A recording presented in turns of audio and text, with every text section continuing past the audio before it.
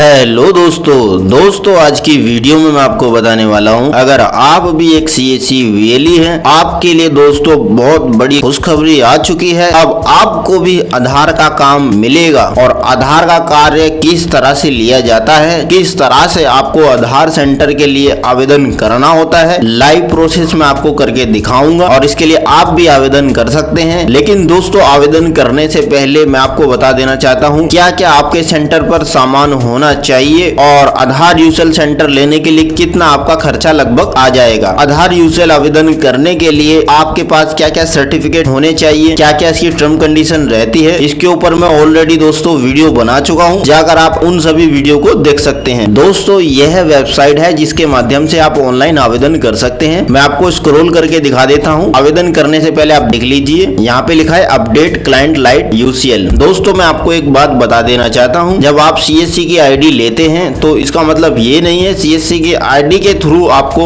आधार का एक्सेस मिल जाता है। सीएससी आईडी के थ्रू आप केवल पैकोड जनरेट करते हैं। दोस्तों यूआईडीआई का अपना एक यूसीएल सॉफ्टवेयर रहता है जिसके माध्यम से आप आधार की सर्विसेज में वर्क कर पाएंगे। आधार का कार्य किसी ऑनलाइन वेबसाइट के माध्यम से नहीं होता है। तो चलिए दोस्तों, जैसे कि आप देख सकते हैं यहाँ पे मैं आपको दिखा देता हूँ। यहाँ पे लिखा है about demographic update and UCL. यहाँ पर दोस्तों आपको डेमोग्राफिक डिटेल्स के बारे में बताया गया है, जैसे कि मैं आपको दिखा देता हूं। दोस्तों जैसे कि यहाँ पे लिखा है, मैं आपको इसको पढ़ के बता देता हूं। यहाँ पे लिखा है UCL is a demographic update client lite software developed by UIDAI through which a residents can update his demographic details like name, address, mobile, email and इटी। कहने का मतलब दोस्तों जैसे कि मैंने आपको बताया सीएससी आईडी आपको मिल चुकी है, आपका सीएससी आईडी का अप्रूवल आ गया है। तो इसका मतलब ये नहीं है कि आप सीएससी आईडी के अंदर ही आपको आधार की सर्विसेज मिल जाएगी। आपको एक यूसीएल सॉफ्टवेयर मिलता है। यूसीएल सॉफ्टवेयर किसने डेवलप किया है? यूआईडीआई, जो आधार एजेंसी रन करती है यूआईडीआई, उनका एक अपना सॉफ्टवेयर रहता है यूसीएल। जब आप दोस्तों सीएससी की तरफ से यूसीएल के लिए आवेदन कर देते हैं तब आपको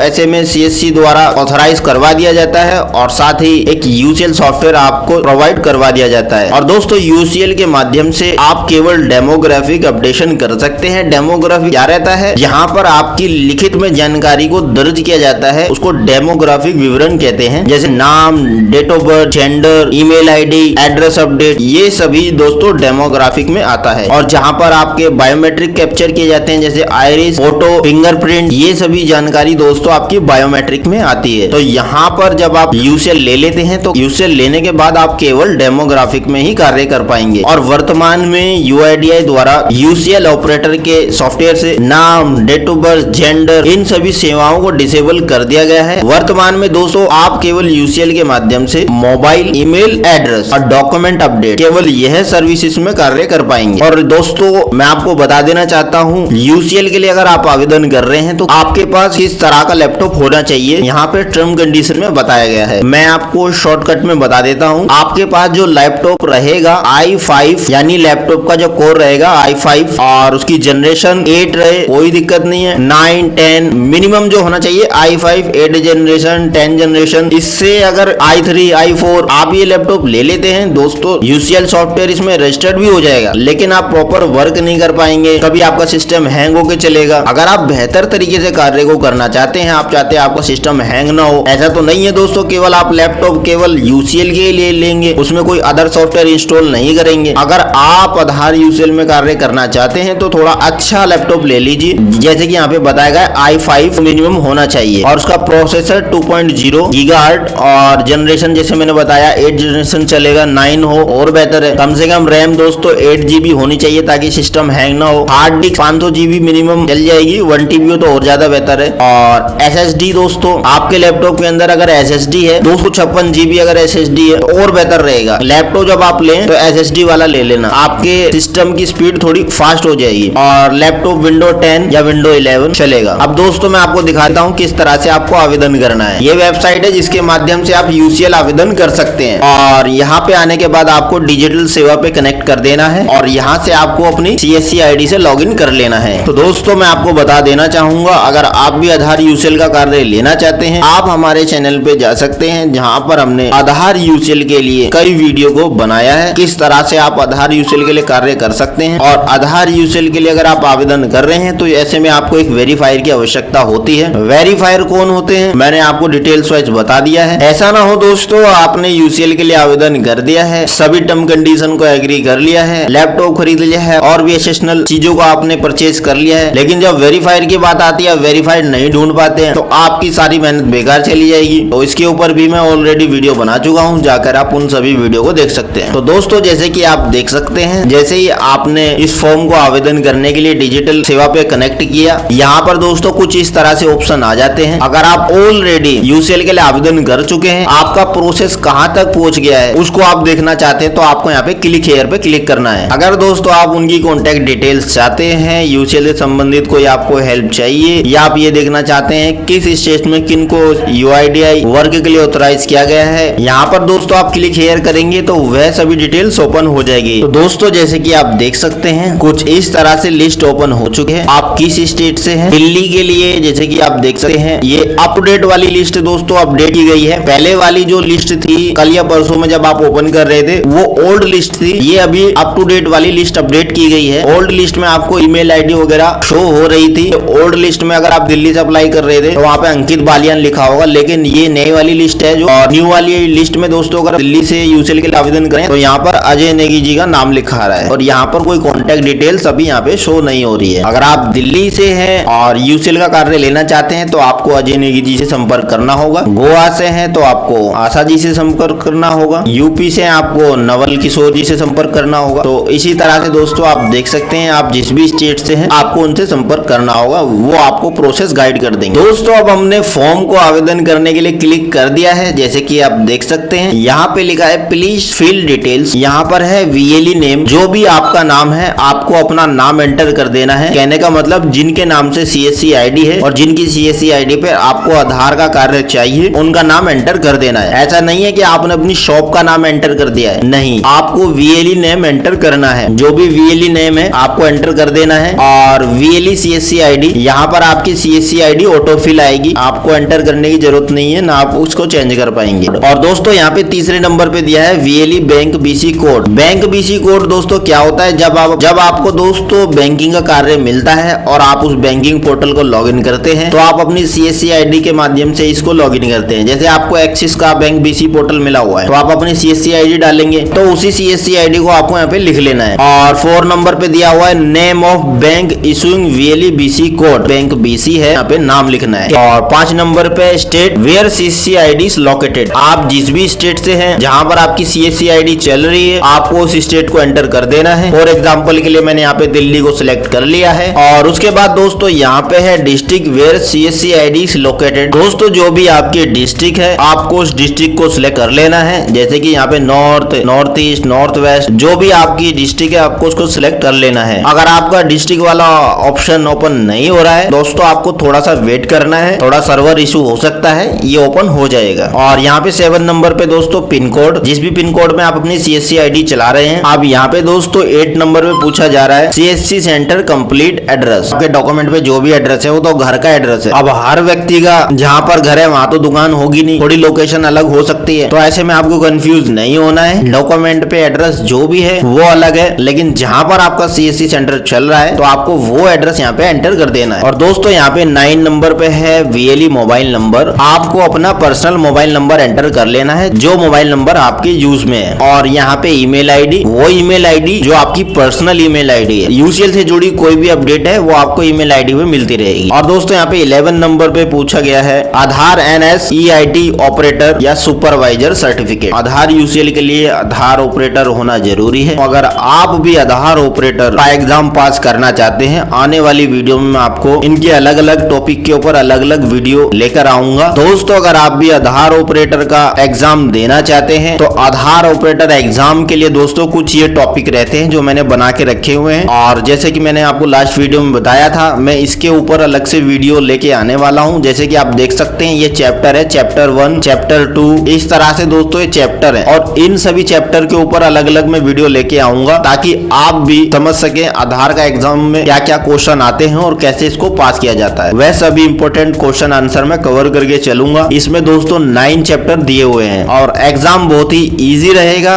इजी तरीके से मैं आपको बता दूंगा कि और आप भी इसको इजीली पास कर पाएंगे। अगर आपके दोस्तों पासिंग मार्क्स आते हैं तो आपको आधार ऑपरेटर का सर्टिफिकेट मिलता है, लेकिन आप अच्छे मार्क्स लेके आते हैं तो आपको आधार सुपरवाइजर का सर्टिफिकेट मिलता है। तो आप कोशिश ये करें कि आपको आधार सुपरवाइजर का सर्टिफिकेट मिल जाए। दोस्तों आप भी अगर आधार सुपरवाइजर का एग्जाम पास करना चाहते हैं या CSC से जुड़ी नई अपडेट के बारे में जानकारी प्राप्त करना चाहते हैं तो इसके लिए दोस्तों आप हमारे चैनल से जुड़ सकते हैं ताकि आने वाली अपडेट आपको दोस्तों मिलती रहे। अब दोस्तों वापस टॉपिक पे चल लेते हैं। आधार सुपरवाइजर का सर्टिफिकेट है, आपको करना है यस, नो नहीं करना है दोस्तों। ऐसा नहीं हो कि आपको लगे कि मैं अभी तो नो करके इसको फिलअप कर देता हूँ, बाद में पास करता रहूंगा। नो नहीं करना है, यस ही करना है, क्योंकि टर्म कंडीशन को अगर आप नो कर देंगे फिर आपका प्रोसेस कंटिन्यू नहीं हो पाएगा, रिजेक्ट हो जाएगा फॉर्म। और दोस्तों जो आपको आधार सुपरवाइजर का सर्टिफिकेट मिलता है उसके ऊपर एक सर्टिफिकेट नंबर रहता है, उसको यहाँ पे एंटर कर देना है। और यहाँ पे दोस्तों पुलिस वेरिफिकेशन 3 महीने से अधिक पुरानी नहीं होनी चाहिए, यहाँ पे करना है यस। और यहाँ से दोस्तों पुलिस वेरिफिकेशन को अपलोड कर देना है। और 12वें नंबर पे बोला गया दोस्तों operator supervisor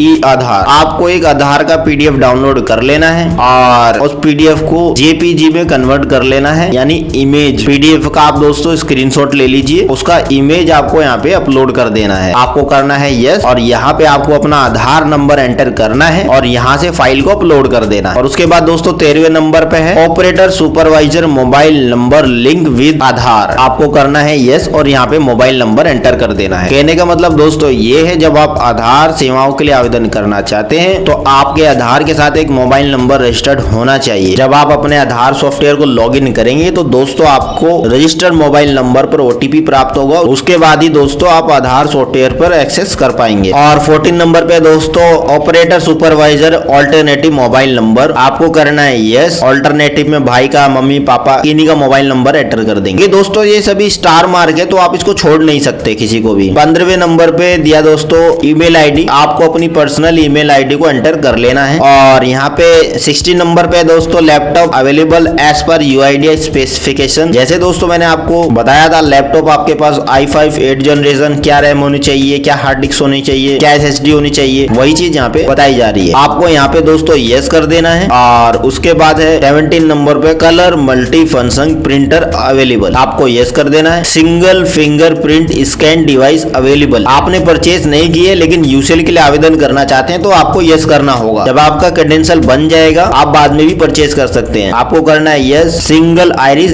scan device available, आपको करना है yes. TFT monitor device available, आपको करना है यस। GPS डिवाइस अवेलेबल, आपको करना है yes. CSC centre having the space of waiting area of at least sitting of 5 citizen, कम से कम CSC सेंटर के अंदर 5 लोगों की बैठने की व्यवस्था तो हो, तो आपको यहाँ पे कर देना है यस। और CSC सेंटर के इनसाइड की फोटो मांगी जा रही है और यहाँ पे आउटसाइड, तो दोस्तों आपको CSC सेंटर के इनसाइड आउटसाइड दोनों तरफ की फोटो अपलोड कर देनी है। अब उसके बाद आ जाते हैं दोस्तों 23 नंबर पे इंटरनेट अवेलेबिलिटी एट सेंटर, आपको कर देना है यस। और यहाँ पे ब्रॉडबैंड स्टैटिक IP मांगा जा रहा है। स्टैटिक IP के लिए कहाँ आप कॉन्टेक्ट कर सकते हैं, जिनसे आपने दोस्तों अपना नेट का कनेक्शन लगवाया हुआ है आप उनसे कॉन्टेक्ट कीजिए, वो आपको बता देंगे कैसे स्टैटिक IP मिलेगी। और हर एरिया में स्टैटिक IP का अलग अलग प्रोसेस रहता है। दिल्ली से अगर आप हैं तो 100 या 200 रुपए पर मंथ आपको मिल जाता है। और यहाँ पे 24 नंबर पे CCTV camera available at the centre, आपको कर देना है यस और यहाँ से फोटो अपलोड कर देनी है। और दिव्यांग friendly centre with the availability off ramp and wheel chair, आपको कर देना है yes. Token system machine available for the citizen, आपको कर देना है यस। और फोटो जो भी है टोकन मशीन की अपलोड कर देनी है। टॉयलेट फैसिलिटी अवेलेबल, और यहाँ पे जो ये कैप्चा दिया हुआ है इसको कर देना है आपको एंटर। और कैप्चा एंटर करने के बाद यहाँ से आपको टर्म कंडीशन को कर लेना है एग्री। और उसके बाद आपको दोस्तों यहाँ पे सबमिट बटन पे क्लिक कर देना है। दोस्तों जैसे ही आप इसको सबमिट कर देते हैं आपकी डिटेल्स आपकी CSC टीम के पास चली जाती है। अब आगे का प्रोसेस दोस्तों क्या रहता है मैं आपको बता देता हूँ। आपने इस फॉर्म को सबमिट कर दिया है तो आपको ऐसा नहीं टेंशन फ्री होकर बैठ जाना है कि सबमिट कर दिया फॉर्म अब तो मेरा UCL बन के अपने आप ही आ जाएगा। नहीं, जो जो आपने यहाँ पे डॉक्यूमेंट अपलोड किए हैं जैसे आधार सुपरवाइजर सर्टिफिकेट, बैंक मित्रा सर्टिफिकेट, वेरीफायर के डॉक्यूमेंट्स, आपकी स्टैटिक IP, क्या क्या डॉक्यूमेंट आपको देने हैं वो आप अपने